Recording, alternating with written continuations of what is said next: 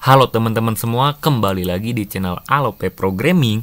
Masih di seri HTML lanjutan, yang dimana mungkin ini bakal jadi pembelajaran terakhir di seri HTML lanjutan, yang dimana kita sekarang bakal bareng-bareng membahas tentang hal-hal spesial yang ada di HTML ya.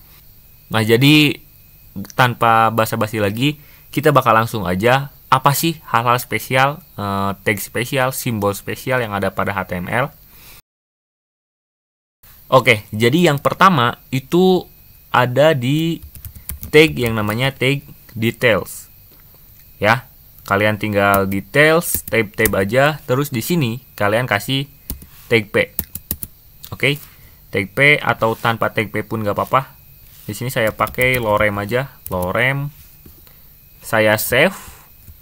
Terus seperti biasa open in browser. Nah, sekarang si details di pinggirnya itu udah ada panahnya nih.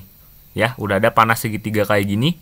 Dan kalau misalkan saya klik, nah dia bakal munculin si loremnya, apa yang kita ketikin di dalam tag P ini. Ya, jadi ada details yang dimana kalau misalkan kita klik, dia bakal muncul. Kalau misalkan udah muncul, kita klik lagi detailsnya, maka dia bakal nge-hide ya. Nah, kalau misalkan kalian gak pengen si headernya ini details, kalian bisa ubah juga header pada detailsnya itu pakai tag yang namanya summary ya. Jadi dalam tag detailsnya ini kalian kasih summary kayak gini, tab. Contohnya misalkan di sini saya lorem aja ya, lorem misalkan. Oke, saya save, kembali ke browser. Lihat si detailsnya, kalau misalkan saya refresh, dia bakal jadi lorem. Ya, sama, ketika diklik dia bakal muncul apapun yang kita masukkan ke dalam tag details ini.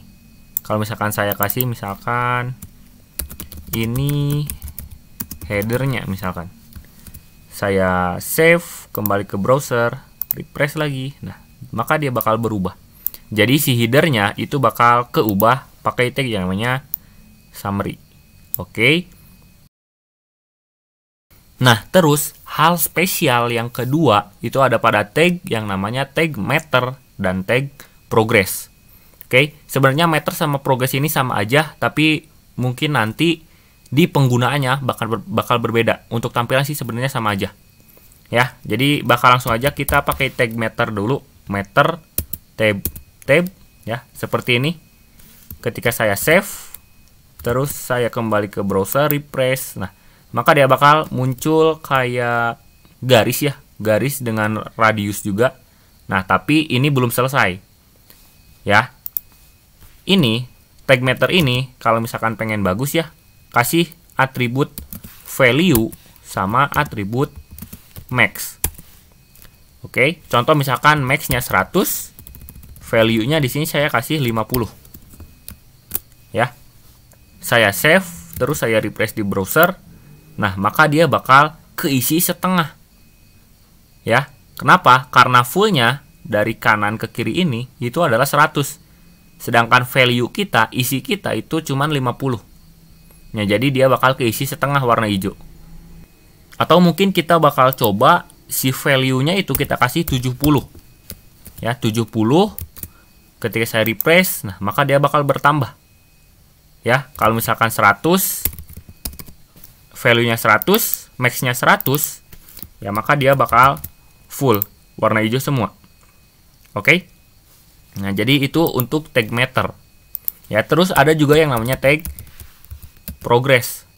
Tag progress, dia langsung bikin atribut value sama max juga, tapi kalian harus perhatikan tag progress ini sama sublime text-nya enggak dikasih tag penutup. Ini harus kasih tag penutup. Oke, progress seperti itu. Value sama max-nya kita buang dulu aja ya. Saya cut, Ctrl X. Oke, saya refresh. Nah, maka dia bakal bikinin progress ya kayak loading nih. Kayak loading seperti ini, dia menunggu. Kan biasanya ada loading juga yang seperti ini ya. Itu adalah tag progress. Nah, tapi untuk value sama max tadi buat apa? Nah, contohnya gini. Kalau misalkan saya isi 100, value-nya saya juga kasih 50 misalkan. Ya. Ini sama tag meter juga. Fullnya adalah 100 dan value kita itu 50. Jadi yang keisi adalah setengahnya. Ya. Jadi kalau misalkan saya di sini 10 misalkan, ya maka dia bakal kecil kayak gini. Jadi cuman 10% dari nilai tampung maksimalnya. Ya. Nah, selanjutnya itu ada pada tag A. Ya. Jadi tag A, tag hyperlink biasa. Tag A.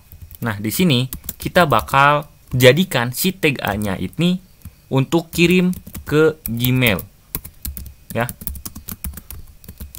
Nah, jadi kalau misalkan saya klik kirim lewat Gmail ini yang biasanya dia ke halaman lain, sekarang kita bakal bikin dia ke Gmail. Caranya gimana? Nah, caranya gini. Kalian kasih di sini mail to titik 2 terus masukin email tujuan kalian. Contohnya di sini saya kasih Ilham Hafiz. Ini adalah email saya @gmail.com. Oke, seperti ini. Jadi kalau misalkan saya save ke browser, refresh. Nah, jadi kalau misalkan kirim lewat Gmail, saya klik, dia bakal langsung ngebuka mail. Nah, terus lihat di sini dari saya ke saya ya. Ini to ini sesuai dengan apa yang kita masukin di sini. Contohnya misalkan di sini saya sembarang. Ini hapus dulu. Oke, saya refresh. Kirim lewat Gmail. Nah, sekarang to-nya juga berubah. Oke. Tapi di sini kalian juga bisa kasih subjek. Ya. Misalkan di sini tanda tanya subjek sama dengan di sini contoh subjek.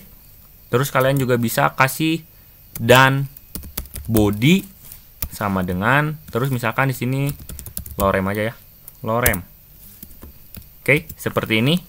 Saya save, kembali ke browser, kirim lewat Gmail. Nah, bisa dilihat sekarang subjeknya sudah keisi otomatis, contoh subjek, to-nya juga udah, dan body-nya ini juga udah keisi sesuai apa yang kita masukin di sini.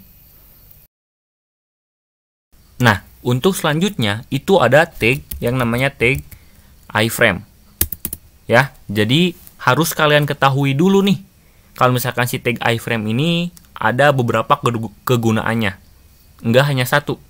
Nah, tapi di sini saya bakal contohin ke kalian si tag iframe ini saya bakal pakai untuk mengambil video dari YouTube ke website kita. Caranya gimana? Kalian tinggal bikin tag iframe dan value dari atribut src-nya itu kalian kasih seperti ini. https:// terus www.youtube.com/embed/ Nah, setelah embed slash ini kita kasih key dari video YouTube kita atau YouTube orang lain. Ya. Jadi kalian ke Chrome. Di sini saya bukannya pakai Chrome karena di Mozilla terkadang nggak bisa ya. Jadi pakainya Chrome aja. Nah, key-nya itu yang mana? Di sini nih. V sama dengan. Nah, setelah sama dengan V sama dengan ini, kalian blok sampai tanda dan. Ya, dan ini. Jadi sidanya jangan ke bawah. Contoh saya copy terus paste di sini. Saya sudah save. Terus refresh. Nah, maka dia bakal munculin video saya di channel YouTube saya. Ketika saya lihat videonya, maka dia bakal bisa berjalan. Sama nomor ini, oke? Atau kalau misalkan deh kita bakal latihan, barangkali kalian belum mengerti tentang si halo teman-teman semua, key-nya. Nah, jadi key-nya itu ada setelah V sama dengan. Jadi yang ini nih. Sekarang karena dia nggak ada tanda dan, berarti ke bawahnya semua. Pokoknya kalau misalkan di sini ada tanda dan seperti ini, ya si tanda dan ini jangan dibawa. Walaupun di sini misalkan ada banyak nih. Ya, jadi si tanda dan-nya jangan dibawa. Nah, kalian masukin aja yang ininya. Oke. Saya misalkan paste buat ngeganti. Refresh. Nah, maka dia bakal keganti tuh videonya. Oke. Nah, tapi sebenarnya sih dari kalau misalkan kalian males nih bikin iframe terus src-nya sendiri, kalian males bikinnya, kalian sebenarnya bisa dibagikan. Terus di sini ada sematkan nih, sematkan. Nah, terus ininya kalian tinggal copy aja. Copy terus paste di sini. Nah, kalian bisa mengatur juga lebar sama tingginya. Terus kalau misalkan saya refresh di sini, nah, dia bakal sama aja. Nah, terus selanjutnya kalian bisa masukin emoji di website kalian. Emoji dan juga simbol. Ya, caranya gimana? Nah, untuk caranya itu kita bakal kunjungin website dari W3 School ini. Ya, jadi ada website W3 School, terus di sini ada HTML emoji. Ya, kenapa harus lihat ke sini? Ya karena emojinya itu berupa kode. Nah, tapi untuk menampilkan emojinya itu ada syaratnya. Nah, syaratnya harus ada meta charset UTF-8. Yang dimana sebenarnya kalau misalkan kita pakai Sublime Text ketika kita HTML tab, maka dia bakal langsung dibikinin. Ya, bahkan kalau misalkan nih saya ulang lagi HTML terus tab, nah dia bakal dibikinin 2 meta sekaligus. Jadi syarat yang pertama kita udah penuhin nih. Oke, kembali lagi ke browser, terus scroll ke bawah. Nah, di sini ada kodenya nih. Nah, jadi untuk emoji ketawa ini kodenya adalah 128516. Begitupun emoji love ini adalah kodenya. Contohnya gini, saya pengen munculin emoji yang ketawa ini, jadi saya copy si kodenya, saya ke Sublime Text lagi. Di sini bisa kalian pakai tag P, terus kasih dulu dan plus hashtag atau pagar ya, crash. Terus Ctrl V untuk paste titik koma. Sebenarnya nggak pakai titik koma nggak apa-apa, tapi karena ini adalah HTML spesial karakter, jadi saya sarankan pakai titik koma. Ya, saya save, saya refresh. Nah, sekarang emojinya udah muncul nih. Kalau misalkan saya pengen emoji love di sini, saya copy, nah saya ganti ininya kodenya ya. Yang dan sama crashnya ini jangan kalian buang. Save, terus lihat di browser lagi. Sekarang emoji love-nya sudah tampil. Oke. Untuk melihat ada emoji apa aja, kalian bisa scroll ke bawah. Nah, ini adalah daftar emojinya. Nah, jadi kalian tinggal copy paste aja nih value dari kodenya. Nah, selain emoji juga ada yang namanya HTML simbol nih. HTML simbol. Nah, jadi ini adalah beberapa simbolnya. Ya, jadi ada tanda panah nih. Jadi kita bisa pakai 2 cara. Ya, itu dengan cara number dan dengan cara entity. Ya, contohnya di sini saya pakai cara yang entity aja ya. Jadi tinggal dan rar kayak gini. Saya tinggal copy aja, terus seperti biasa pakai tag P atau tag apapun terserah kalian. Terus paste. Saya refresh. Nah, maka dia bakal langsung munculin simbol panah. Atau barangkali kalian pengennya dengan yang number, kan yang tadi ini entity, yang ini number ya. Bisa aja kalian ganti dengan kode number. Jadi ketika saya refresh, nah maka hasilnya bakal sama aja.